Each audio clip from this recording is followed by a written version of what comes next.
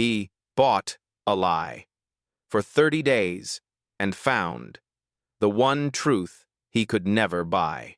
She swiped the wrong black card at the cafe unaware the billionaire would fall for her mistake. Hello, everyone. Before we begin today's story, I have a small favor to ask. If you enjoy cinematic love stories about second chances and real emotions, please subscribe and tap the notification bell so you never miss an episode. You can also follow us on YouTube Shorts and Facebook Reels. Where do you usually watch? Tell us in the comments. Now, let us return to our main character. Morning light spilled across the windows of a quiet coffee shop tucked between two tall office buildings in downtown Seattle. The place smelled of espresso, cinnamon, and rain. Behind the counter, Clara Hayes worked the opening shift. Her apron was faded, her shoes damp from the drizzle, and her rent notice burned in the back of her mind. The bell above the door chimed softly. A man stepped in. Nathaniel Drake, 52 years old, founder of Drake Technologies, a company that had built an empire from nothing but a single idea in his garage 3 decades ago. His hair, streaked with gray at the temples, gave him the kind of presence that quieted a room. Every movement was measured, his expression unreadable. He ordered black coffee, no sugar, no cream, then waited as Clara punched in the sale. She tried to hide the tremor in her hands. The card reader had been acting up all morning, and a small line was forming. When she reached for his card, her phone buzzed, and in that distracted second, she picked up the wrong one from the counter, a sleek black card another customer had left behind. She swiped it, completely unaware that the name glowing on the tiny screen was Nathaniel Drake. Approved. The reader beeped cheerfully. Nathaniel's gaze dropped to the card, then to her. He said nothing. Maybe it was the nervous apology spilling from her lips, or the genuine effort behind her tired smile. He accepted the cup and left, his long coat brushing against the doorframe as the bell chimed again.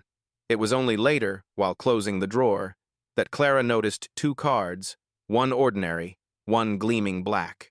Her stomach turned cold. "Oh no," she whispered. "What have I done?" Hours later, the rain returned, thick and relentless. Her manager scolded her for the mistake, sent her home early, and hinted that she might lose her job. She tucked the black card carefully into her coat pocket and stepped into the storm, determined to find its owner and apologize in person. But when she reached the end of the block, a black car was waiting at the curb. The back door opened. Nathaniel stepped out, tall, composed, a faint trace of rain on his shoulders. "You have something of mine," he said, his voice calm but commanding. Clara froze, heart hammering. "I was going to return it, Mr. Drake. I swear I did not mean to." He raised a hand slightly. "I believe you." His tone softened. "You remind me of someone who once made the same mistake and changed my life because of it."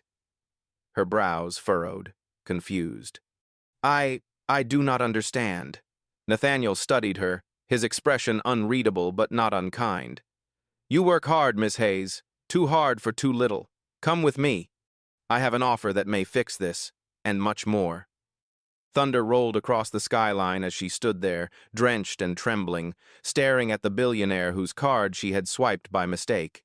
Somewhere deep inside her, fear met curiosity, and curiosity began to win. That was the moment everything started to change. The next morning, the rain had stopped, leaving Seattle washed in pale sunlight. Clara barely slept.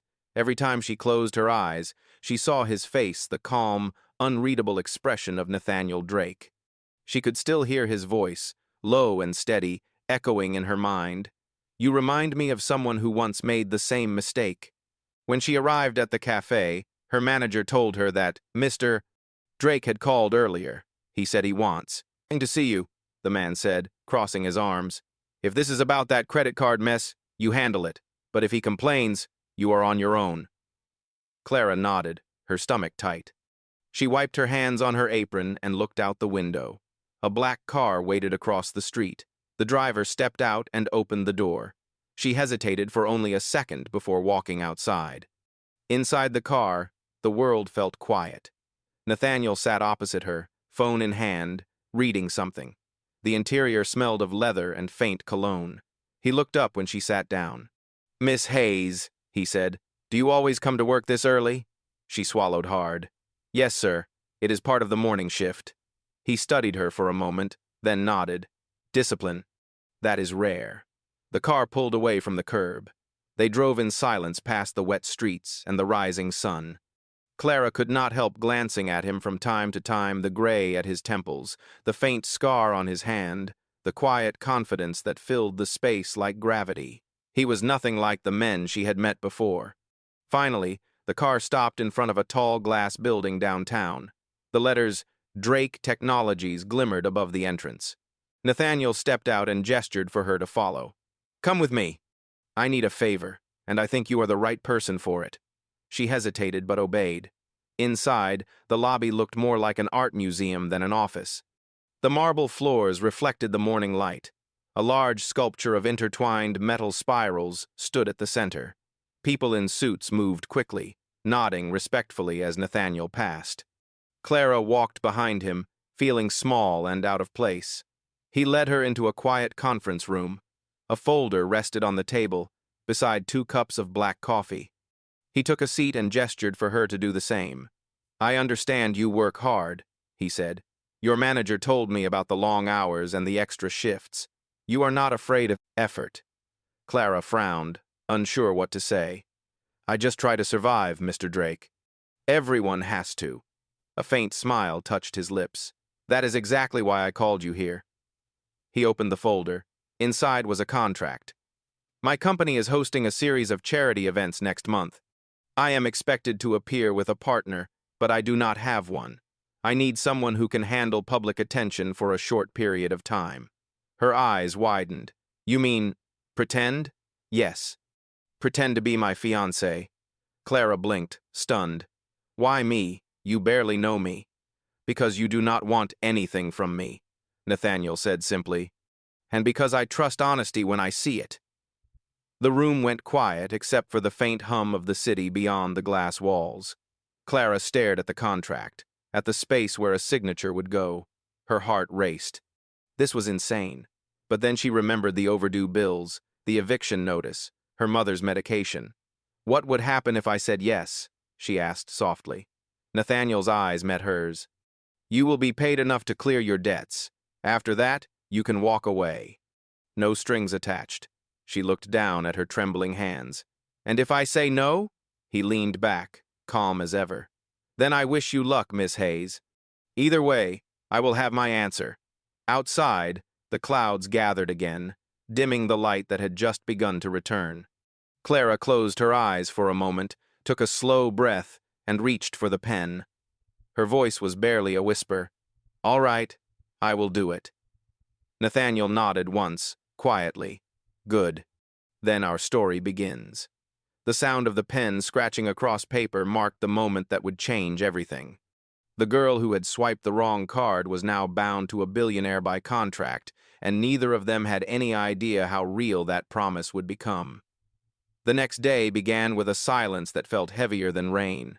Clara woke in a small guest room overlooking the far city skyline. The walls were white, the sheets perfectly pressed, and everything smelled faintly of cedar.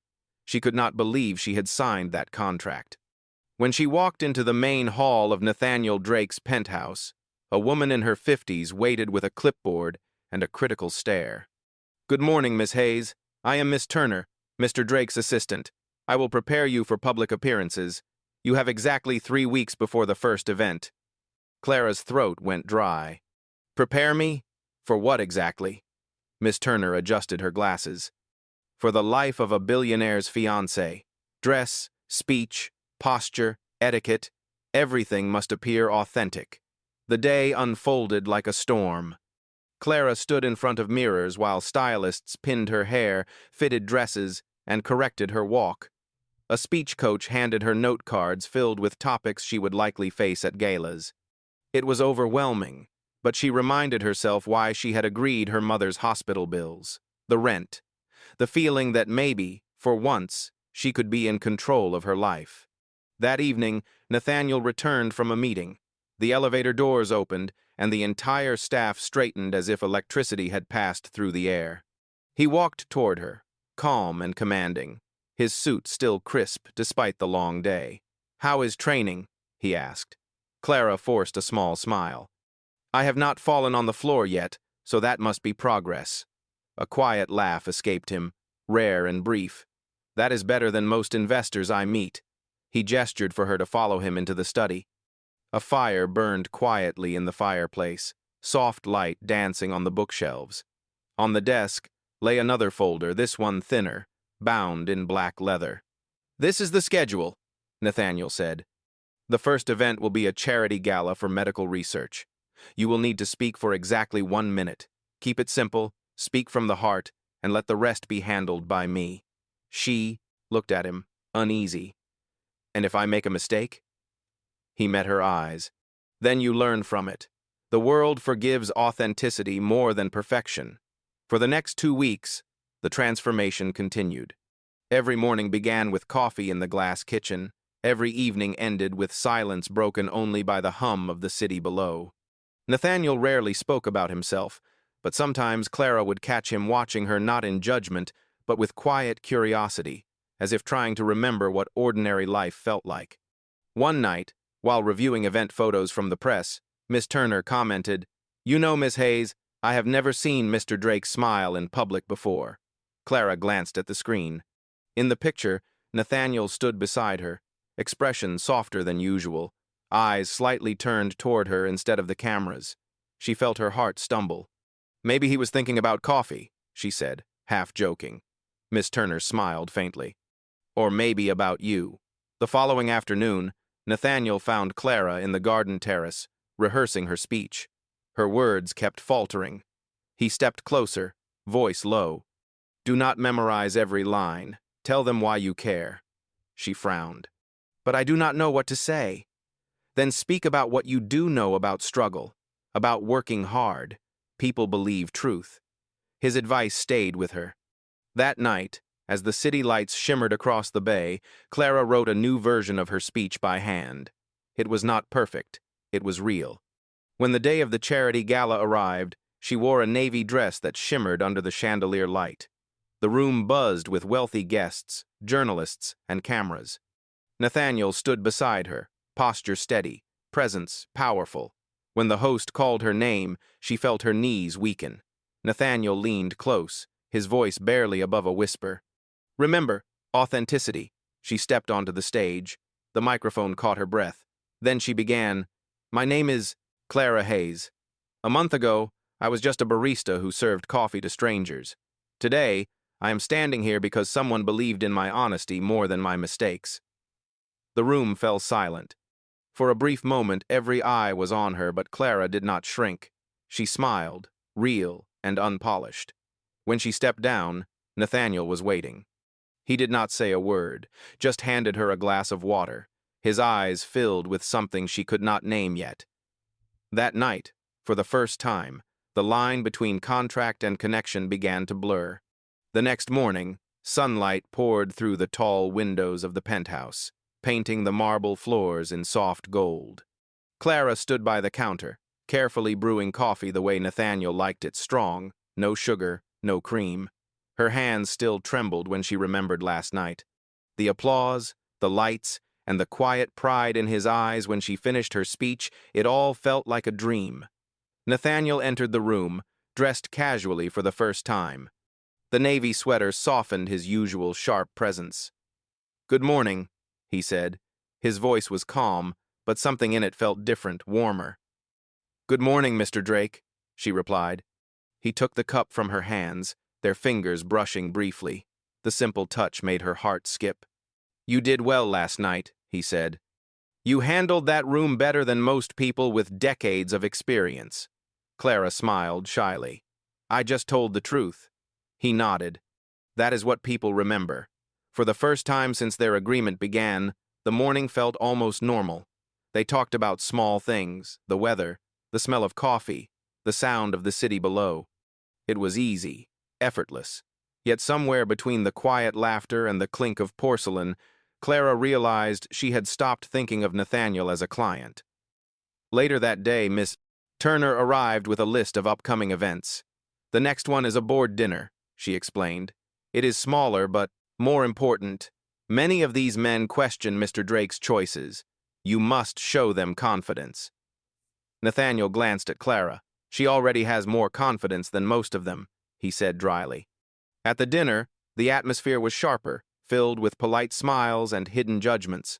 Clara stayed close to Nathaniel, following his lead.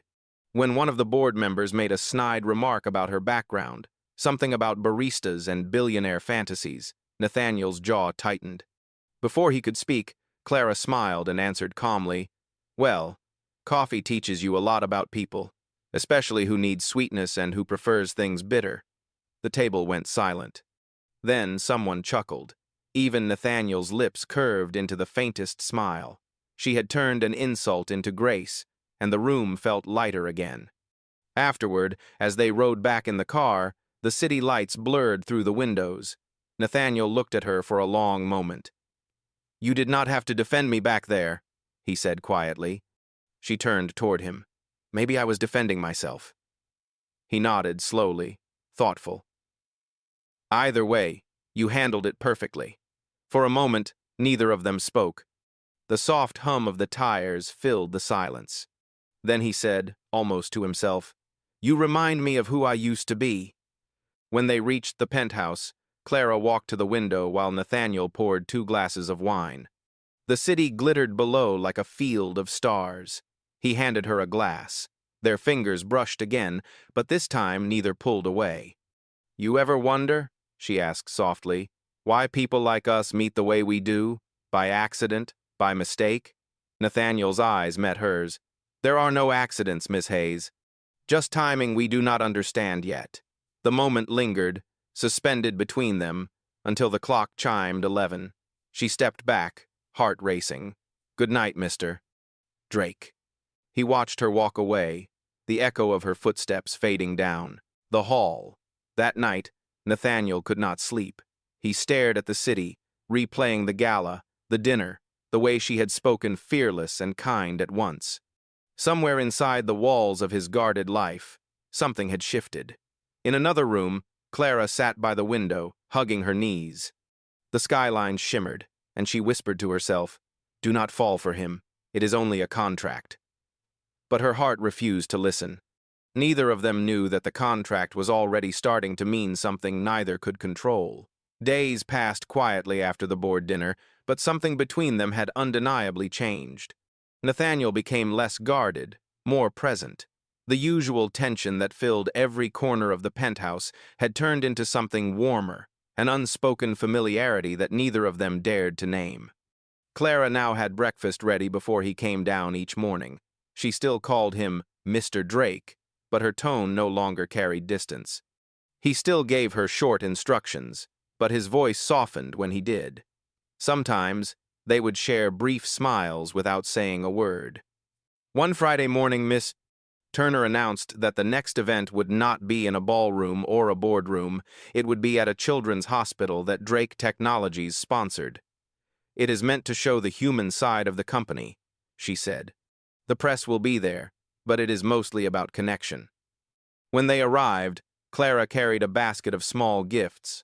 The children laughed as she knelt to hand out plush toys and picture books. Nathaniel stood behind her, silent at first, watching the scene unfold. Then a little boy tugged his sleeve and asked, "Are you her husband?" The question caught him off guard. For a brief second, Nathaniel almost smiled. "Not yet," he said quietly. The boy laughed and ran off. Clara turned around, surprised, cheeks flushed. "You did not have to say that," she whispered. "I know," he replied, "but it made him happy." For the first time, Clara saw something new in him, a softness that success had never erased, a humanity buried under decades of discipline. The cameras caught a few candid shots of them standing side by side, surrounded by laughter. By the evening, the internet was flooded with headlines, calling them the couple that healed hearts. When they got back to the car, Clara looked out the window, unsure how to process everything. "You were good with them," she said finally. Nathaniel gave a quiet chuckle. "I was terrified. Children see through everything." She smiled. "Maybe that is why they liked you." The next week, Drake Technologies hosted a private dinner for the press. Clara wore a simple emerald dress.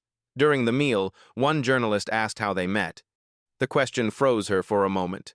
Nathaniel saw it instantly and stepped in. "She spilled coffee on me," he said smoothly, "and I never recovered." The room filled with laughter. Clara looked at him, astonished. It was a lie, but a gentle one, crafted to protect the truth. When the evening ended, they returned home in silence. The air felt heavy again, charged with things neither of them knew how to say. Clara turned to him at the elevator. "You are getting too good at pretending," she said softly. Nathaniel looked at her for a long time. "Or maybe," he replied, "I am forgetting where the pretending ends." Later that night, as the city lights shimmered through the windows, Nathaniel sat alone in his study. The contract lay on the desk. He read the words he had written weeks ago, cold, legal, emotionless, and realized they no longer fit what was happening. In another room, Clara opened her laptop and saw the new headlines, photos of her smiling at the hospital, standing beside him, stories calling their relationship real. Her chest tightened. Somewhere between the staged smiles and the genuine ones, she had lost her own boundaries too. Neither of them knew it yet. But what started as a contract was slowly becoming something neither of them could control. The line between duty and affection was fading, and soon the world would test which part of it was true. If this fake marriage universe pulls you in, subscribe now so you never miss the next chapter.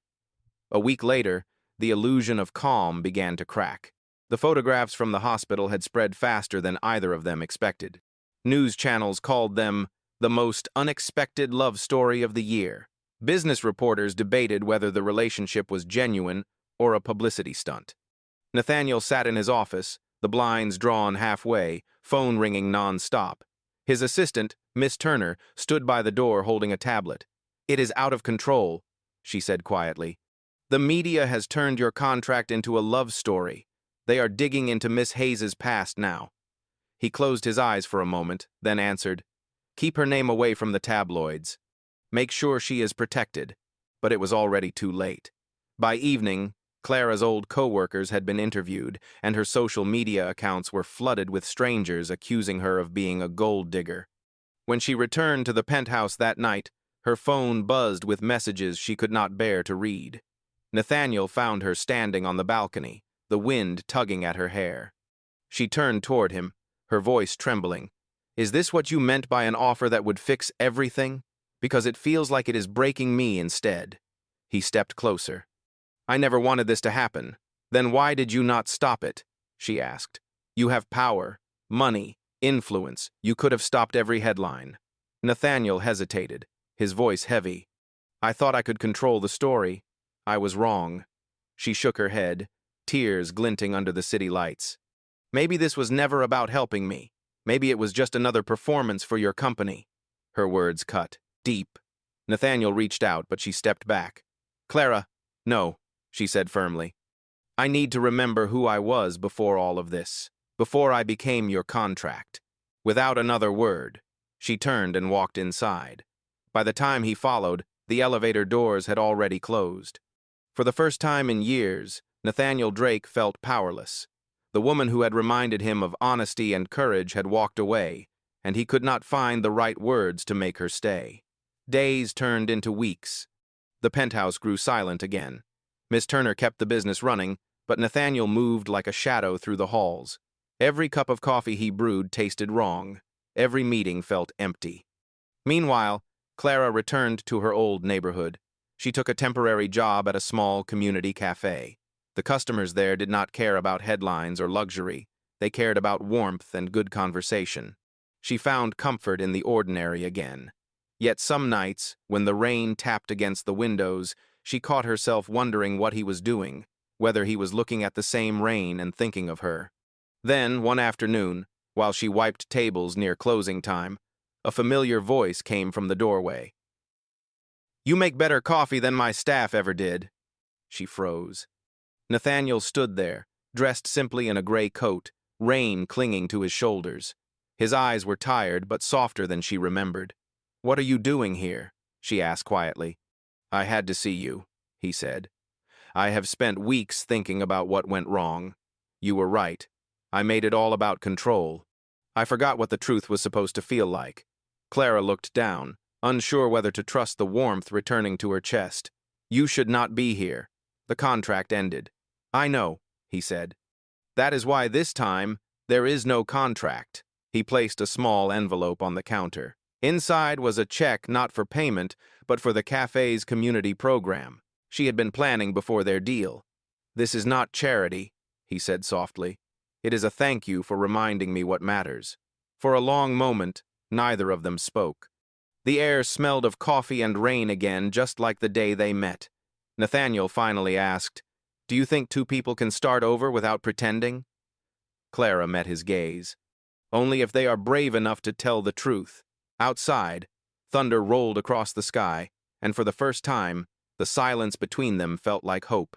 The rain fell harder that evening, drumming softly on the glass windows of the small cafe. Clara stood behind the counter, watching Nathaniel as he sat at one of the corner tables, his coat draped over the chair, his hands wrapped around a steaming cup of coffee. For the first time, he looked like any other man, no headlines, no wealth, just quiet exhaustion mixed with something almost human. She approached carefully. "You really came all this way just for coffee?" He smiled faintly. "No, I came for a second chance." Clara hesitated. "Nathaniel, what you are asking for is not simple. The world saw what happened. If I am near you again, they will talk." "Let them," he said calmly.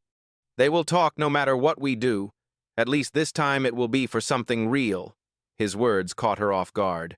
There was no arrogance in them, no command, only sincerity. She sat across from him, the distance between them smaller than it had ever been. "You said once that I reminded you of someone. Who was she?" He took a slow breath. "My late wife. She was kind, honest, and brave enough to tell me when I was wrong. I lost her years ago, and I promised myself I would never let anyone close again." The confession hung in the air, raw and heavy. Clara felt the wall she had built start to crack. "You cannot compare me to her," she said softly. "I am not," he replied. "I am saying that for the first time since her, I can breathe again." The storm outside rumbled louder, but inside, time seemed to pause. Nathaniel leaned forward slightly. "I do not expect forgiveness. I just hope you can let me prove that I can be better without contracts, without cameras." Clara's heart pounded. Part of her wanted to believe him. The other part still feared being hurt again. "If I say yes, what happens next?" He smiled, small and genuine. "Then we start with coffee, one real cup at a time." A soft laugh escaped her lips, breaking the tension. "You never give up, do you? Only on things that do not matter," he said. "You are not one of them." As the lights dimmed and the rain softened into a drizzle, Clara realized that maybe some mistakes were meant to lead her back to truth, to courage, and to him. Outside, the streetlights glowed through the wet pavement, and for the first time since it all began, she did not feel like a stranger in his world. Over the following weeks, Nathaniel kept his promise. There were no contracts, no press, no photographers waiting outside. He would visit the cafe every morning, always at the same table near the window. Sometimes he worked quietly on his laptop. Other times he simply watched the rain slide down the glass while Clara moved behind the counter.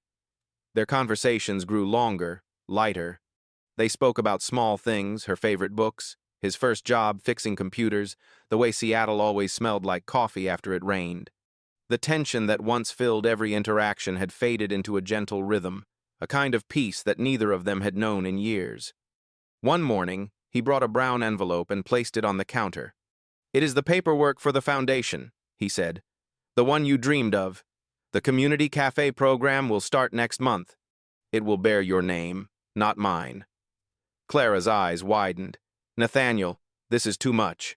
"It is not," he said softly. "It is yours. You inspired it. I just helped it happen." She looked at him, searching for the catch, but there was none. "You do not owe me anything," she whispered. "I know," he replied. "That is why I wanted to give it." That evening, she invited him to stay after closing. The cafe was quiet, the lights dimmed low. She brewed coffee just for the two of them. When she handed him the cup, she said, "You know, this feels familiar. The same smell, the same sound, but everything is different now." Nathaniel smiled. Because this time, it is not a mistake. They sat in silence, sipping their coffee, the kind that did not need words. Then he spoke again, his voice low. I spent half my life building walls to protect what I thought mattered: money, reputation, control. But none of it ever made me feel like this. Clara met his gaze, her heart tightening. Like what? Like home, he said simply. Her breath caught, the air between them charged with quiet emotion. For the first time, she did not hide from it. Nathaniel, I am still scared, she admitted. I do not know what the future looks like. He reached across the table, his hand warm around hers. Neither do I, he said. But maybe that is the point. Maybe we stop planning it and start living it. Outside, the city glowed with the reflection of streetlights on wet pavement. Inside, two people who had once lived on opposite sides of the world finally sat on the same side of the table. No contracts, no fear, just truth. And for the first time since their story began, love was no longer something to pretend. It was real. 6 months later, the cafe on the corner of Fifth Avenue looked different. The sign above the door now read, The Wrong Swipe Cafe, a name that made Clara smile every time she saw it. The place had become more than a business. It was a space for second chances. A portion of every sale went to the community foundation Nathaniel helped her build, supporting young people who dreamed of starting their own paths. That morning, Clara was wiping down tables when she heard the familiar sound of the door chime. Nathaniel stood there, wearing his usual charcoal coat, his expression calm but filled with warmth. Still brewing the best coffee in Seattle, he said. She grinned. Only because you keep coming back for it. He walked closer, looking around the cafe that was now filled with life students studying, families talking, laughter echoing against the glass. You turned this place into something special, he said softly. Something real.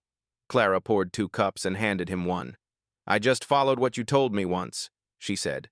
To be honest, not perfect. Nathaniel smiled, the same rare smile that had once surprised her months ago. You taught me that, he replied. They sat at their old table by the window, the same spot where everything began. Outside, the rain started to fall again, soft and steady, as if the city itself remembered their story. Nathaniel reached into his coat pocket and placed something on the table, a small velvet box. Clara stared at it, speechless. Nathaniel, what is this? He looked at her with a calm certainty that came only from truth. It started as a mistake, he said, but it became the only thing that feels right. I am not asking for perfection, Clara. I am asking for forever. Her hands trembled as she opened the box. Inside was a simple ring, silver, elegant, nothing flashy. It is beautiful, she whispered. It is not the ring that matters, he said softly. It is the promise. Tears welled in her eyes. For a long moment, neither of them spoke. The sound of rain filled the silence, and then she finally said, yes, 1,000 times, yes. Nathaniel exhaled, relief breaking into the faintest laugh. Then I suppose it is official. She smiled through her tears. What is official? Our story, he said. No contracts, no pretending, just us. As they leaned together, the cafe lights glowed warm around them.